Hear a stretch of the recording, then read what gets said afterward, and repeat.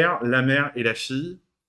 Et donc, c'est la grand-mère qui a emmené sa fille au Québec, et la petite fille, donc, est née au Québec et n'a jamais connu Beyrouth. Et bon, on sait que, voilà, ils sont pas du pays, mais elle en sait pas plus.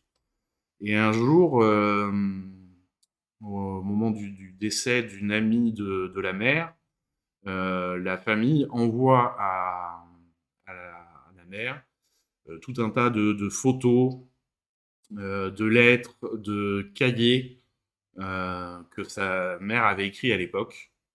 Et donc, la grand-mère dit: ouh là là, faut cacher ça parce que ma fille, ça va pas aller quand elle va découvrir ça. Et la petite fille, du coup, décide, contre toutes les interdictions, d'ouvrir ses cahiers et puis de découvrir l'histoire de sa mère. Et elle se rend compte que sa mère était bien différente à l'époque, quand elle était jeune, et que elle a vécu plein de choses, des histoires d'amour, sa vision sur la guerre, sa vision sur l'engagement, l'histoire de son grand-père à la petite fille, du coup, du père de sa... C'est compliqué, du père de sa mère. Voilà, donc vraiment, elle découvre toute cette histoire, et à un moment, la mère et la fille vont se faire face, et c'est le moment de vérité. Et c'est finalement, là, on parle de gens qui viennent de Beyrouth et qui se sont exilés à cause de la guerre, mais c'est le cas de beaucoup de migrations comme ça. Au bout d'un moment, c'est même plus... on ne sait pas forcément les raisons réelles de la migration.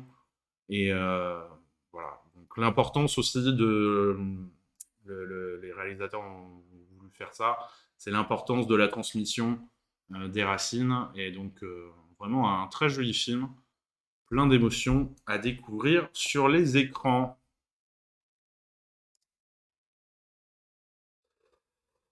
Et pour finir cette semaine, une comédie qui a été présentée au Festival de l'Alpe d'Huez, un film de Christopher Thompson avec Arnaud Ducré, Géraldine Fellas. On est sur une comédie assez classique, assez bien faite. Voilà, deux mondes qui vont se rencontrer, qui vont pas forcément s'entendre, et puis qui vont finir par s'entendre avec plus ou moins de rebondissements. Alors à noter quand même, parce que moi l'info m'a fait sourire. C'est quand même pas souvent que cette fédération-là soutient des films. Le film a reçu le soutien de la Fédération des bouchers charcutiers de France. Voilà. Pour une fois qu'ils ont un film sur la boucherie, ils se sont dit, bon, c'est peut-être le moment d'y aller. Je sais pas quelle a été la réflexion, et je sais pas du coup qu'est-ce que, par exemple, si on va chez son boucher, est-ce qu'on a des chances de gagner des places de film? Je ne sais pas. Mais voilà, toujours est-il que... Voilà, l'info m'avait fait rire, donc je voulais vous la transmettre. Et donc, on a fini pour cette semaine du 26 janvier, c'est bien ça. Et on attaque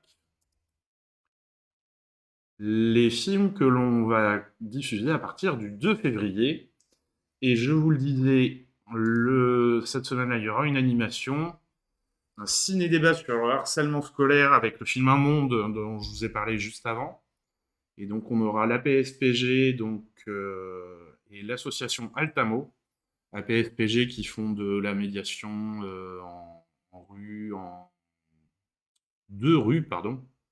en milieu scolaire aussi, font des interventions. Et l'association Altamo, qui est une association paloise qui, elle, est plus spécialisée dans le harcèlement scolaire. Voilà. Donc ça promet d'avoir un débat intéressant, parce que le film est vraiment à fond dans ce sujet et super bien fait, donc ça va être intéressant. Hop, pour cette semaine, on commence avec une sortie nationale du dessin animé Vaillante, dont on va regarder la bande-annonce tout de suite. Urgence à l'usine de produits chimiques! Vous voyez cette petite fille trop géniale? C'est moi, Georgia Nolan. Ce que je veux, c'est devenir pompier. C'est mon rêve.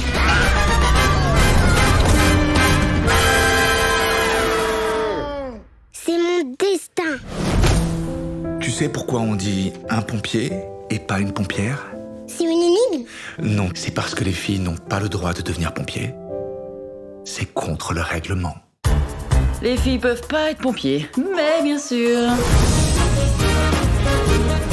Bonjour. Je veux dire, bonjour, y a quelqu'un? Papa.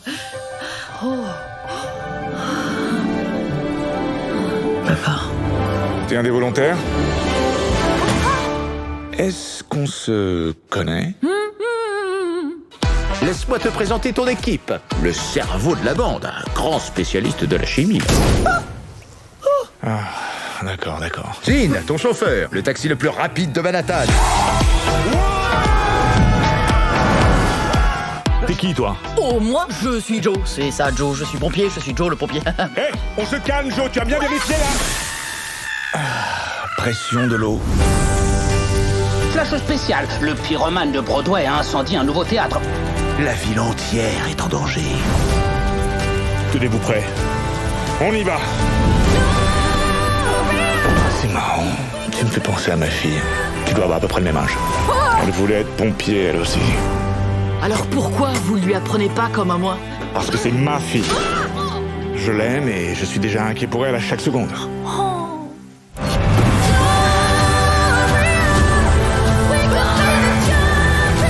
Le spectacle commence! Sérieux? Peut-être que c'est un signe qu'il est temps de poursuivre vos propres rêves. J'ai jamais abandonné les miens.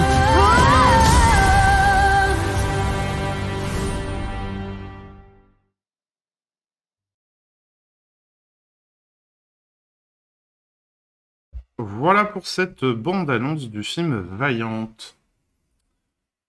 Après, de manière simple, pourquoi une fille pourrait pas faire un métier d'homme? Pourquoi y aurait-il des métiers réservés pour les hommes et d'autres pour les femmes? Voilà, par les producteurs de Ballerina, qui était un très joli film aussi. Donc ça promet, voilà, on va passer un bon moment devant. Ensuite, Adieu Paris, un film de Édouard Baird avec un casting aux multiples étoiles, puisqu'on retrouve Pierre Arditi, Jackie Berroyer, François Damiens, Gérard Depardieu, Bernard Lecoq, Bernard Murat, Isabelle Nanty, Benoît Poelvoorde, Daniel Prévost et Jean-François Stévenin. Donc Édouard Baird qui nous livre une petite comédie dont je vais vous lire le résumé. Un vieux bistrot parisien au charme éternel. 8 messieurs à table, 8 grandes figures. Ils étaient les rois de Paris. Des trésors nationaux, des chefs-d'œuvre en péril. Un rituel bien rodé, un sens de l'humour, de l'autodérision intact, de la tendresse et de la cruauté. 8 vieux amis qui se détestent et qui s'aiment. Et soudain, un intrus. Alors, on n'en sait pas beaucoup plus avec la bande-annonce. C'est pour ça que finalement je voulais pas passer, puisque la bande-annonce reste très vague aussi, et c'est pour y faire intervenir les gens. Pourquoi j'apparaîtrais sur ta bande-annonce? Voilà, donc Édouard Baird qui a toujours cet humour qui peut être décalé, un peu poussé à l'absurde des fois. Voilà, ça je pense que ce sera efficace, comme toujours, avec lui. Ensuite, Jeanne parle Charlotte, la sélection documentaire de ce programme, qui a été présentée au Festival de Deauville, au Festival de Cannes et au Festival du film francophone d'Angoulême, film de Charlotte Gainsbourg, où on suit Charlotte et Jane Birkin qui se retrouvent.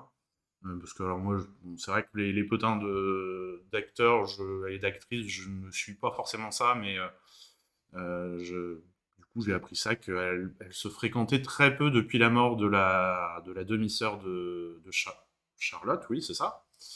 Et donc, Charlotte était partie à un moment vivre aux États-Unis, et elle a eu une volonté de retrouver sa mère, et elle a commencé... déjà, ça a été dur de convaincre sa mère de se livrer comme ça sur sa vie, sur ses relations avec sa fille et tout. Et donc, elle a réussi à la convaincre, et elle nous livre un film comme ça de